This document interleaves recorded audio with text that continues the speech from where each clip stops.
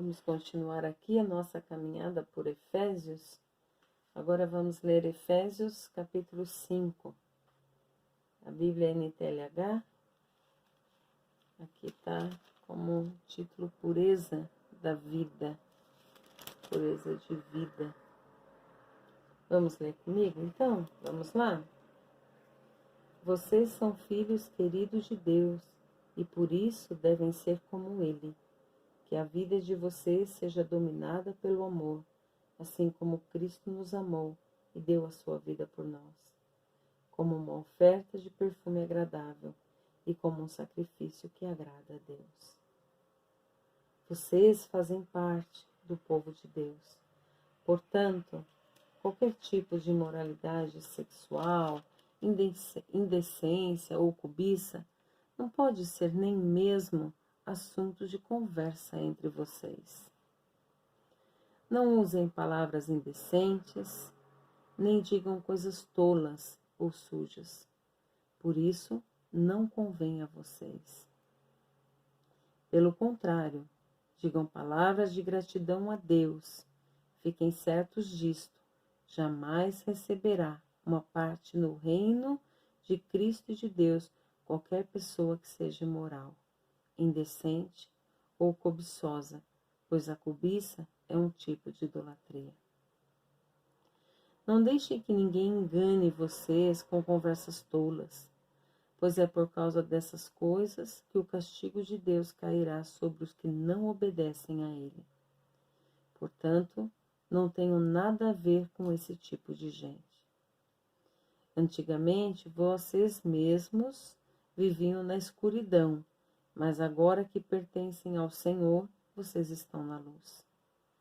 Por isso, vivam como pessoas que pertencem à luz, pois a luz produz uma grande colheita de todo tipo de bondade, honestidade e verdade.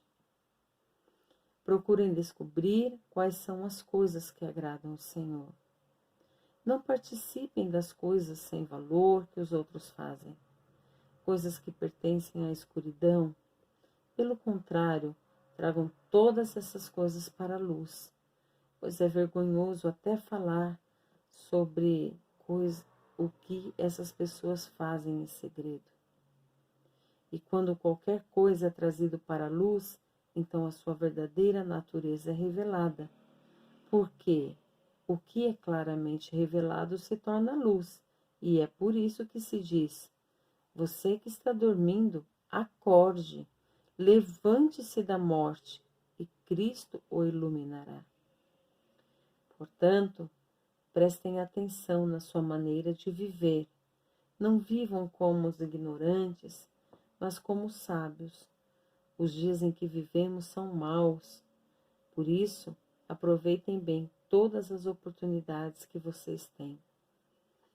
Não hajam como pessoas sem juízo, mas procurem entender o que o Senhor quer que vocês façam. Não se embriaguem, pois a bebida levará vocês à desgraça, mas encham-se do Espírito de Deus. Animem uns aos outros com salmos, hinos e canções espirituais. Cantem de todo o coração hinos e salmos ao Senhor. Em nome do nosso Senhor Jesus Cristo, agradeçam sempre todas as coisas a Deus o Pai. Sejam obedientes uns aos outros pelo respeito que têm por Cristo. Esposa, obedeça ao seu marido como você obedece ao Senhor, pois o marido tem autoridade sobre a esposa, assim como Cristo tem autoridade sobre a igreja. E o próprio Cristo é o Salvador da igreja, que é o seu corpo. Portanto, assim como a igreja é obediente a Cristo, assim também a esposa deve obedecer em tudo ao seu marido. Marido, ame a sua esposa, assim como Cristo amou a igreja e deu a sua vida por ela.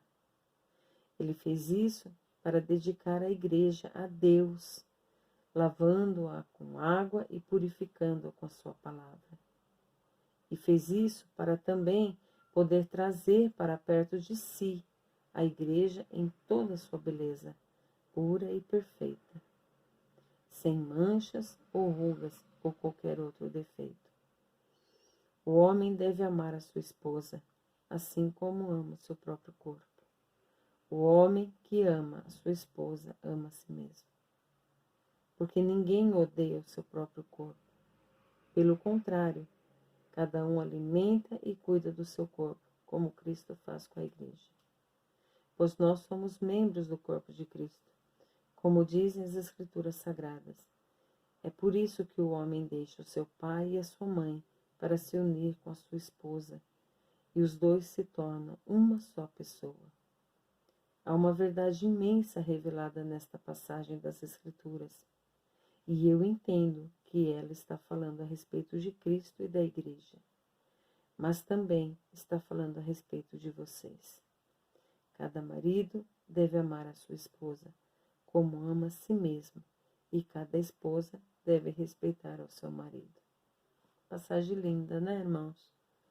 Muito bonita, né? Vem falando, né, conselhos, né, para uma vida em Cristo. E encerra falando recomendações às esposas e aos maridos. Tem quem diga, né, que não tem receita para um casamento feliz.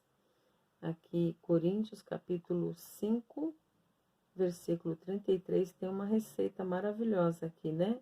Olha, cada marido deve amar a sua esposa como ama a si mesmo, e cada esposa deve respeitar o seu marido.